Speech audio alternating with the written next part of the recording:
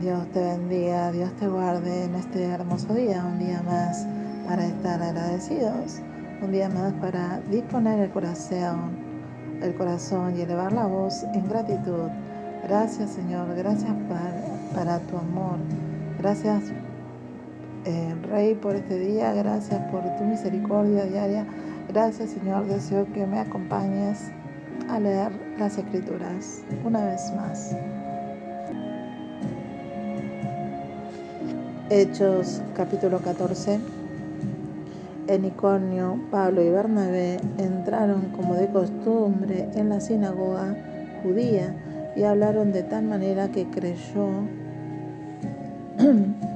una multitud de judíos y de los que no son judíos, pero los judíos incrédulos incitaron a los no judíos y le amargaron el ánimo contra los hermanos. En todo caso, Pablo y Bernabé pasaron allí bastante tiempo, hablando valientemente en el nombre del Señor, quien confirmaba el mensaje de su gracia, haciendo señales y prodigios por medio de ellos.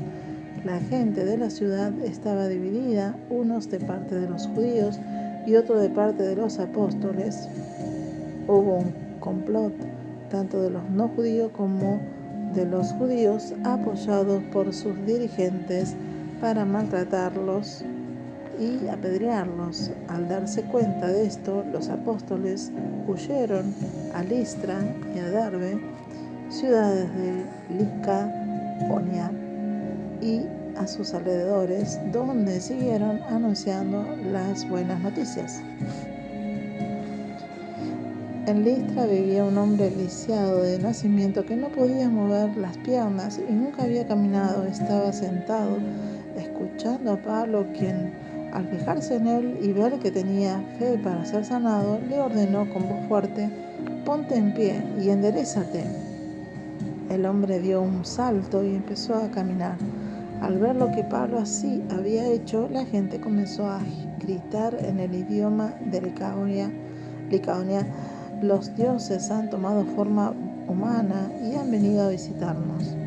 A Bernabé lo llamaban Zeus y a Pablo Hermes, porque era el que dirigía la palabra. El sacerdote de Zeus, el dios cuyo templo estaba a las afueras de la ciudad, llevó toros y guirnaldas a las puertas, y con toda la multitud querían ofrecerle sacrificios. Al enterarse de esto, los apóstoles Bernabé y Pablo se rasgaron las vestiduras y se lanzaron por entre la multitud, gritando: «Señores, ¿por qué hacen esto? Nosotros también somos hombres mortales como ustedes.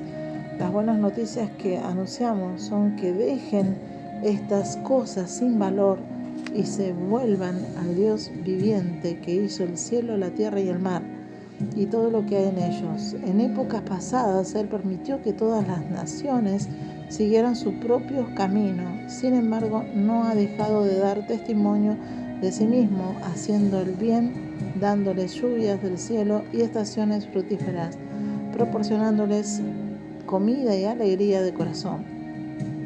A pesar de todo lo que dijeron, a duras penas evitaron que la multitud les ofreciera sacrificios. En eso llegaron de Antioquía y de Iconio unos judíos que hicieron cambiar de parecer a la multitud, apedrearon a Pablo y lo arrastraron fuera de la ciudad, creyendo que estaba muerto. Pero cuando lo rodearon los discípulos, él se levantó y volvió a entrar en la ciudad. Al día siguiente partió para Derbe en compañía de Bernabé. Después de anunciar las buenas noticias en aquella ciudad y de hacer muchos discípulos, Pablo y Bernabé regresaron a Listra, a Iconio y Antioquía, fortaleciendo a los discípulos y animándolos a perseverar en la fe. Es necesario pasar por muchas dificultades para entrar en el reino de Dios, les decían. Cada iglesia nombró líderes religiosos y con oración y ayuno los encomendaron al Señor, en quien habían creído. Atravesando Pisidia, llegaron a Panfilia, y cuando terminaron de predicar la palabra en Perge, bajaron a Atalia. de Atalía navegaron a Antioquía, donde se los había encomendado a la gracia de Dios para la obra que ya habían realizado. Cuando llegaron, reunieron a la iglesia e informaron de todo lo que Dios había hecho por medio de ellos y de cómo había abierto la puerta de la fe a los no judíos, y se quedaron allí mucho tiempo con los discípulos. Hechos de los Apóstoles, capítulo 14.